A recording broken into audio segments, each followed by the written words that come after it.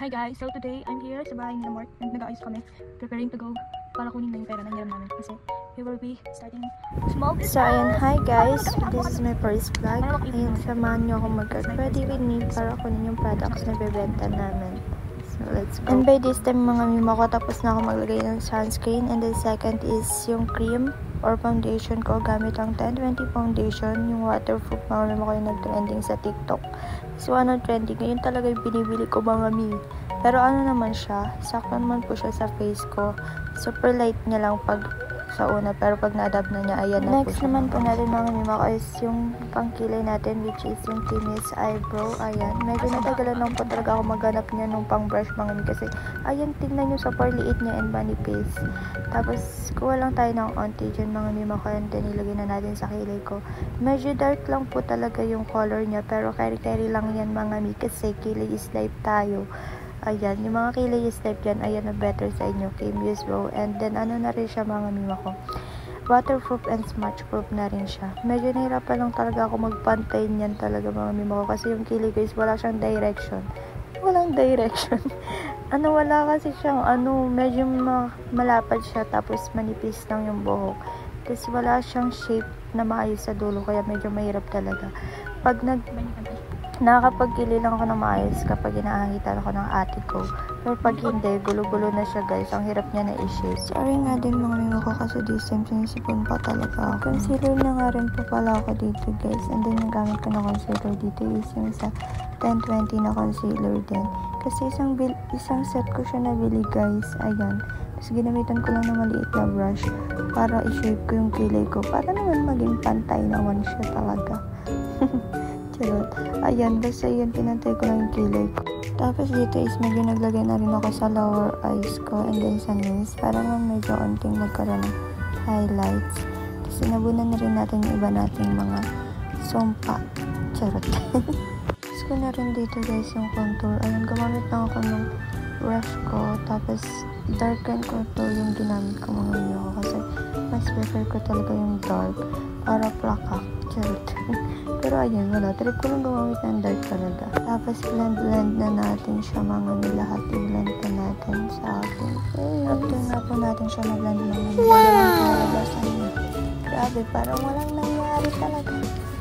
Kasi next ko na rin dyan guys yung mist natin. Gamit natin yung dozen yung mist. Tapos papatuloyin lang natin siya dyan.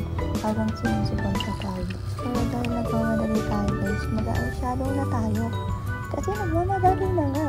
Ayan, naglagay lang rin ako ng powder dyan mga mimo ko para matuyo na yung eyes ko. Tapos mag-eyeshadow na ako next. Sorry talaga guys, sinisipon talaga ako dito. Pero ayan na, naglagay na nga tayo ng eyeshadow dyan guys. Finger lang rin yung ginamit ko dyan para mag-blend ko ng maayos yung eyeshadow natin. Kasi nasanay talaga ako sa kamay. And then, brown lang yung pinili kong color for the video. Para naman maiba tayo.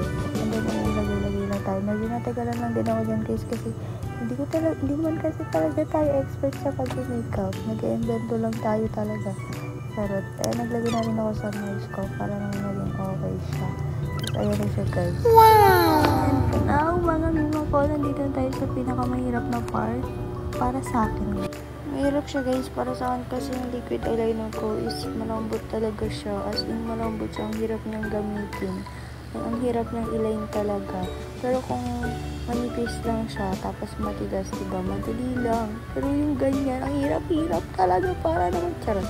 Ayan, yan na lang kasi natitira natin liquid eyeliner mga mi. Kaya pagtiisan na talaga natin, okay naman siya. Kasi waterproof siya guys. Ang problema niya lang talaga is yung pangguhit niya. Super lambot, hindi makapal, kaya ang hirap nang ipantay. Yung gusto mo naturok pero hindi kaya kasi ang lambot. And as you can see dyan mga mi, hirap na hirap talaga ako, kaya ilang beses akong umulit na maglagay dyan. Sa isang part lang pati yan. Sa isang part pa lang yan. Paano to sa kabila? Hindi mas mahirap sa kabila kasi kaliwa yun. Ayan, super pinatry ko lang talaga yung best ko para mapantay siya. Tapos pinaka-nahirapan talaga ako dito sa left side mga mi. Kasi ang hirap, hindi ko ba alam, parang hindi yata pantay yung mata ko. Kasi ayan, nahirapan ako sa left side. Tapos, pero chinaga pa rin natin. Pero hindi man pantay, okay na yan. Bahala mo talaga. Pinilisan na lang natin dito guys para di siya mag-take so much ng time. Grabe, nagsuso mga mima ko after how many years. Tapos na rin natin siya.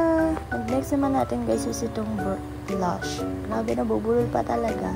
Super onti lang na kinuha ko dyan guys. Pero tignan nyo, gagawin akong si Shasha. Grabe, super pink kasi ng color niya guys. Kahit onti lang yung ilagay natin. Super ano niya na. Super, ano nga tawag doon? Nakalimutan ko. Pigmented. Ayan. Natandaan ko na. Super pigmented niya guys. Pero bibilisan na lang natin to ulit. Pero dahil tapos na rin pala tayo rito guys. Ayan, mag-ano na tayo. Gagamitin ko lang yung parang, ayan, di ko alam kung anong tawag dyan eh. Basta yun yung nilalagay ko sa lips ko. Pwede rin siya pang blush guys. Pero ang ganda niya kasi ang ganda kasi ng color niya guys sa lips. Kaya nilalagay ko siya sa lips. And then, ayan, mag-add lang tayo onting tint para naman magkaroon pa ng mas makulay. Nag-next pa nga po pala ako dyan guys ng powder blush. Hindi ko rin alam kung anong tawag din kasi ang tagal ko ng mga makeup yan eh. Pero ayan, dahil si Shasha girl tayo today. Ayan, nag-add pa ako ng blush talaga. Para naman hindi siya mabubura sa helmet natin. Ayan na yung mukha ko. Tapos nakita ko, di talaga pantay yung eyeliner ko guys. Pinakailaman ko pa talaga. Siyempre nakakahiya pala na hindi pantay yung eyeliner natin. Kaya inayos ko pa siya. Nandito mga mima ko, dumating na pala si Mark. Di ko namamalayan. Tapos ang tagal-tagal ko lalo nag-aayos. Pero wala siyang magagawa. Hindi pa talaga tayo mag-ayos. Okay lang yan. Nagtanong na lang rin ako dyan guys kung pantay. Pero syempre nagsinangaling na lang siya na pantay yan para makaalis na kami. Charot. Ayun mga mima ko na-stress na talaga ako dyan kasi kailangan madali. Ayun yung look natin guys. Ito mga mima ko, pinagmamadali niya na tayo kasi gusto niya na makapunta doon. Super excited yun. Charot. Ayan, nag-roll lang ako ng lash ko dyan guys. And then naglalagay na tayo ng mascara natin. Gamit natin yung O2O na mascara. And then ayan mga mi, inulit-ulit ko lang para naman makapal na yung pilik mata natin. Kasi yung iba na kalbo na kakaano. Tapos nadumihan ko pa nga yung kilay ko. Ayan, dinagdagan ko pa talaga ng eyeliner yung lower part ng eyes ko. Tapos nag-wait lang siya sa akin dyan. Tapos ayan mga mi, nag-miss na ako. Tapos na, ang bilis ko mag-eyes, diba? Ayan na yung final look natin. Wow! Then, ayan, nagpakit lang ako ng onti, guys. Kahit di naman tayo cute. Nagpipigil lang.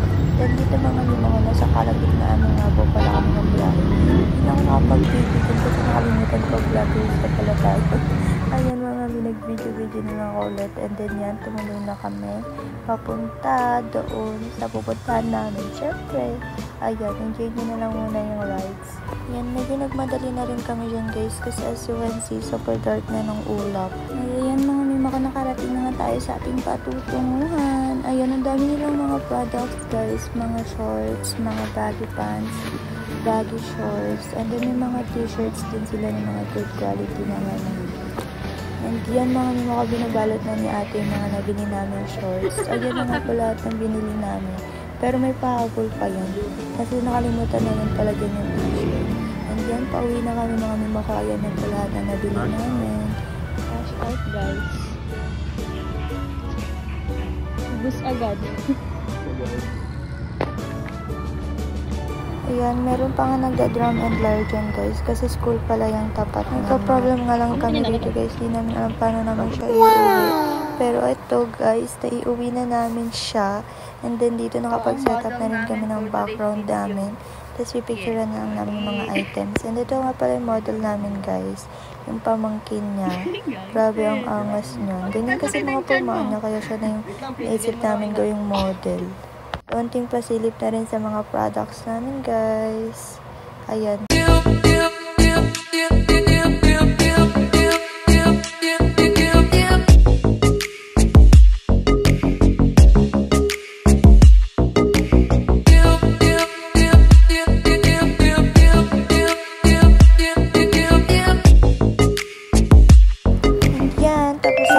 Thank you for watching mga mima ko.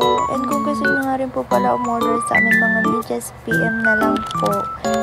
PM is the key. Bye bye!